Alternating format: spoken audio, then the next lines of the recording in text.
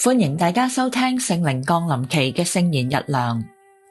今日嘅經課係選自提摩太前書第4章12節到末節。不可叫人小看你年輕，總要在言語、行為、愛心、信心、清潔上都作信徒的榜樣。要以宣讀聖經、勸勉、教導為念，直等到我來。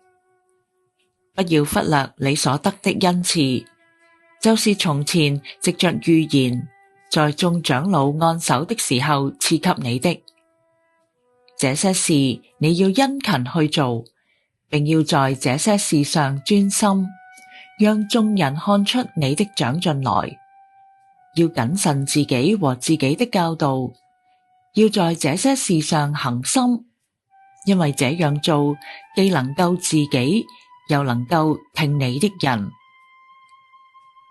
這是上主的道。打美好嘅仗。提摩太係保羅領佢歸主嘅，帶佢一齊作第2次嘅佈道旅程。喺提摩太後書嘅描述，保羅第一次喺羅馬被囚嘅時候，亦都有提摩太與佢為伴。保羅喺獄中殉道前，亦都要提摩太速速去羅馬見佢。由此睇到保羅與提摩太係情同父子。佢多次代表保羅去各地教會嚟到堅固信徒。提摩太嘅身份係保羅嘅同工同埋代表，有權並代表保羅去教導同埋牧養各地嘅群體。而當時提摩太大約只係有30幾歲。有傳統記載，提摩太為人謹慎而略為膽怯嘅，還有輕微嘅胃痛。所以保羅喺呢度熱切嘅鼓勵佢，不可叫人小看你年輕，要為所信嘅真理而打美好嘅仗。若果你係年輕嘅教友，或者諗下你曾經喺年輕嘅時期之中，有冇與提摩太類似嘅經歷呢？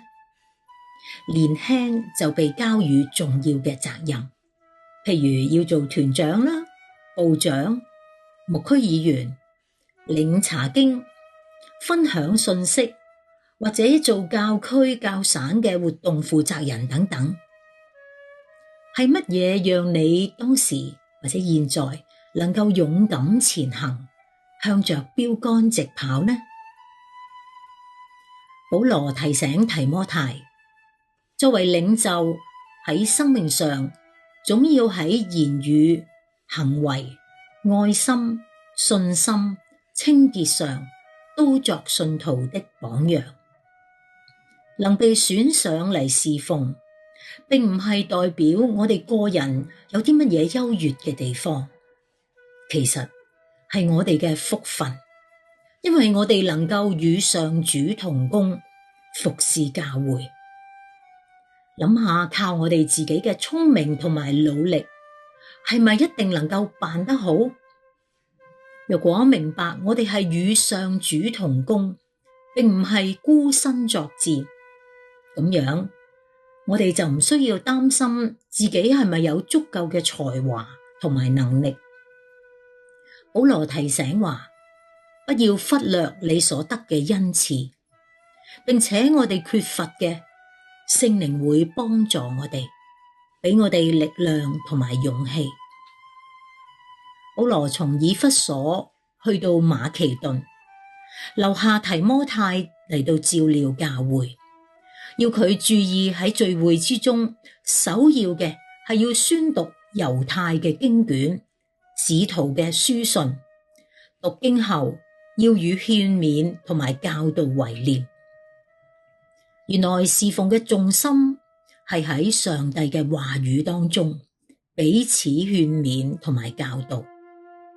喺團契同埋事工上越嚟越少人嘅時候，或許有時我哋都會感到乏力，或者係失望，唔知應該用啲乜嘢嘅主題同埋活動嚟到吸引人嚟，甚至我哋會懷疑係咪自己唔夠經驗，唔適合做呢個負責人呢？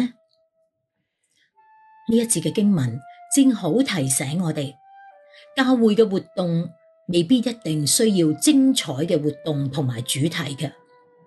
喺信徒相交之中，能夠活喺上帝嘅話語當中，呈現出嚟嘅就會係彼此關心、真誠嘅分享。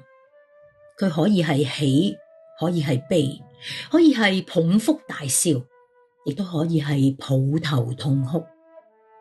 我哋彼此勸勉同埋教導，咁已經係最大嘅吸引力，因為喺生命之中，我哋有同行者。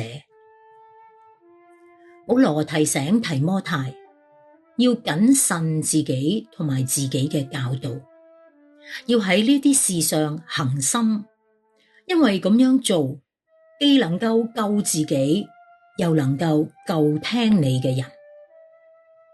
保羅喺提摩太前書提醒提摩太要抗拒虛偽嘅教導，躲避世俗嘅虛談，同埋提防敵對真道似是而非嘅學問。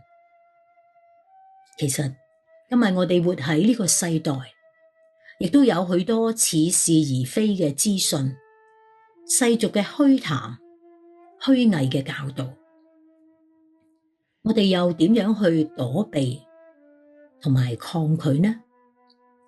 慎言行，慎思辨，讓我哋都活出基督嘅信仰。我哋如此信，如此行。阿門。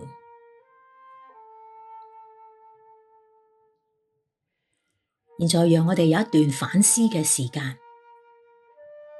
保羅提醒話，不要忽略你所得嘅恩賜。你有啲乜嘢恩賜係忽略咗，或者係未被發揮呢？你如何讓佢為主所用？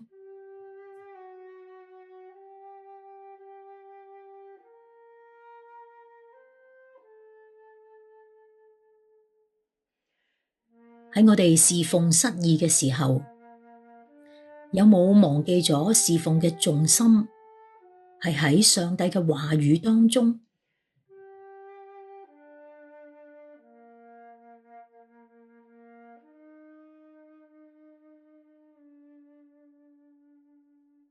喺今日呢一個世代之中，我哋點樣去面對嗰啲似是而非嘅資訊、世俗嘅虛談、虛偽嘅教導，仍然能站立得穩呢？